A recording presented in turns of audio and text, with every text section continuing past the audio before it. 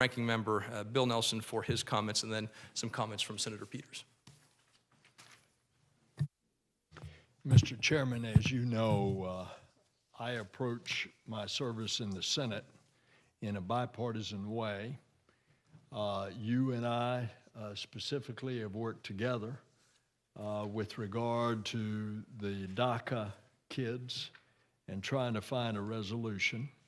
And I want you to know that what my comments are is not a partisan comment in my opening comments. It is an observation of some of the things that this senator thinks are alarming with regard to science, as we have seen this new administration play out over the past year. And what I am saying is built on a lifetime of having an appreciation for science, having participated in one of the major science programs of the United States government, and wanting to be a voice to continually support the advancement of science as a major contributor to the quality of life of us as individuals as well as a nation. The public interest and the public health and the national security are going to depend on advancements in science. It is the fuel for innovation. And the U.S. has led the world for a century in the development of new technologies and scientific achievement. And, you know, the examples are legion. The Russians thought they were going to get to the moon first. They shocked the pants off us by putting up the first satellite. They shocked the pants off us by putting up Gagarin, and then one orbit, and then Titov, 3 orbits, before we could ever even get out of suborbit. And I could go on and on and on. Satellite communications to cutting-edge fields like gene editing. Look what Dr. Francis Collins did at NIH in harnessing, understanding the whole genome code. The advancement of science has depended on a healthy investment in research by the federal government. But I think what we're doing is losing ground to overseas competition.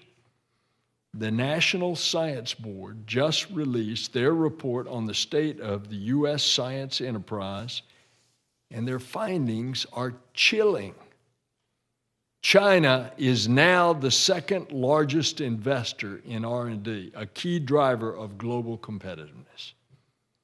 And China's R&D investment continues to grow at a much higher pace than other nations.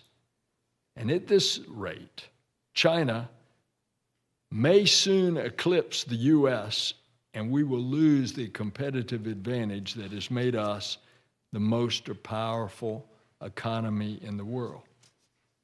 And these findings echo what we've heard time and again from the National Academies of Science, as well as industry leaders like a former Coloradian, Norm Augustine, who first sounded the alarm 10 years ago.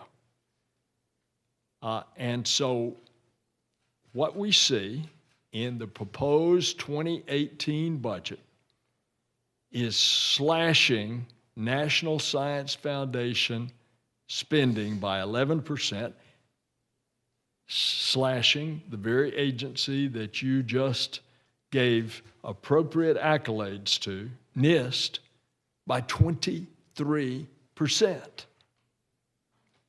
By contrast, the version of American and Innovation Competitive Act that this committee reported unanimously, bipartisan, recommended a 4% increase for those agencies. Now, part of the problem is that there are still vacancies in the administration. Science advisor is one. That means that when decisions like a budget or leaving the Paris Climate Accords are under consideration, there's no science voice in the room. And just as troubling are the many reports of interference in science. Nearly a year ago, we introduced legislation to ensure that science was protected from political interference. And yet, what do we see? Listen to what Columbia Law School has documented: over 100 cases of censorship and other meddling in science over the last year. At EPA, a political appointee is now reviewing grant applications instead of a career federal employee. Some scientists have been told that they cannot talk about research, their research, and others have been moved out of science jobs.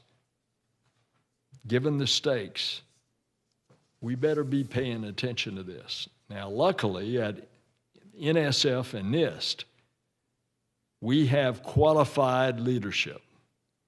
Dr. Cordova and Dr. Copan, you are on the front lines of protecting scientists and their research from politics. I hope you remain strong. The bottom line is science should be a nonpartisan issue. It's what I say about NASA all the time. It should be not partisan, bipartisan, it ought to be nonpartisan. So hopefully you all can shed some light on this. And Senator Gardner, I want to recognize your leadership, as well as Chairman Thunes and Senator Peters, in passing into law the American Innovation and Competitiveness Act just 1 year ago. I was proud of you. I was proud to co-sponsor that legislation, and that was a truly bipartisan consensus-building effort. Thank you. Thank you, Senator Nelson.